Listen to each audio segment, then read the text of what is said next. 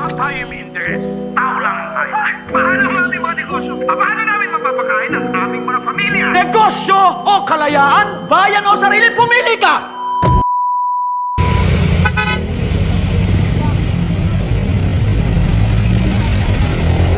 Sa bawat paggising natin sa umaga, pangarap lang naman natin ang payapang buhay. Makapag-aral, makapagtrabaho, at mabuhay ng may dignidad sa sarili nating bayan. Ngunit, may isang anino na dahan-dahang lumalapit, ang Pax Silica.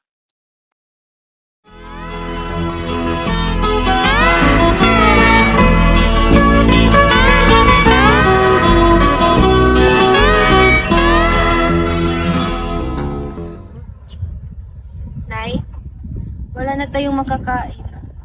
Tuyo na ang ilog. Wala na tayong lupang taniman.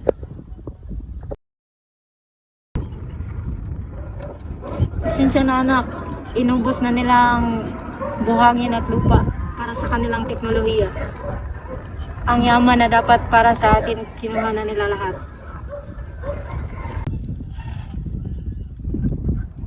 Sabi nila madadala ito ng trabaho at pag-unlad. Ngunit ito tayo, walang tahanan, walang kabuhayan, habang sila ay mayaman sa ating kapalit.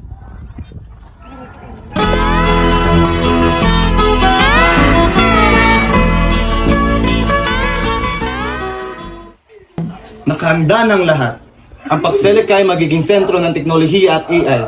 Ang pangalan nito ay kapayapaan gamit ang Silica. Lahat tayo makikinabang ng malaki. Tama, magkakaroon ng trabaho at modernong teknolohiya. Ang lalaking kita ay mapupunta sa ating at sa ating kasusyo. Yan ang tunay na pakinabang. At sagana tayo dito. Kukunin natin lahat ng Silica. Buhangin, mineral na kailangan nila. Hukayin ng bundok, tuyuin ang ilog, hindi mahalaga basta makuha natin ang yaman. Hindi, mga traidor!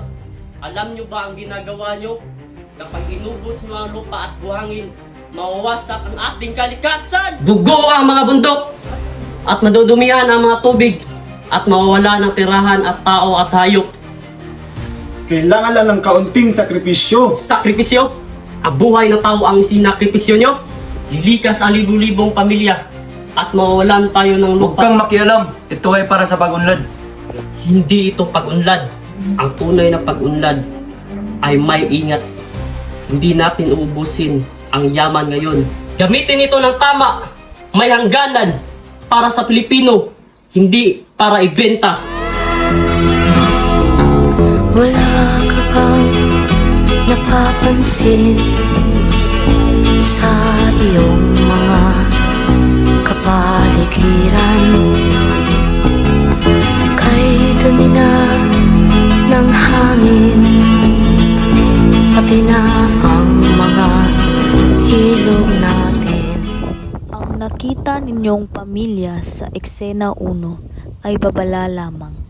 Hindi pa ito nangyayari at nasa kamay natin ang pagpigil dito. Mga kababayan, ang nakita nating pagdurusa ng ating pamilya ay hindi pa nangyayari. Ngunit ito ang ating kinabukasan kapag ipagpatuloy natin ang Pax Silica. Pero hindi pa uli ang lahat. May kapangyarihan pa tayong tumanggi. No to Pax Silica! Hindi pa nila nakukuha ang ating lupa. Hindi pa nila nakukuha ang ating yaman. May pag-asa pa tayong iligtas ang ating kalikasan. No to Pax Silica! Sa bawat mamamayan, negosyante at sa ating pamahalaan, huwag nating hayaang masira ng Pax Silica ang ating lupain at yaman. Tanggihan ng Pax Silica, ipaglaban at pangalagaan ang ligtas na yaman ng Pilipinas para sa ating kinabukasan. Asul, ngayon'y naging itim. Ang mga duming ating ikinalat sa hangin, sa langit, huwag na nating paabutin.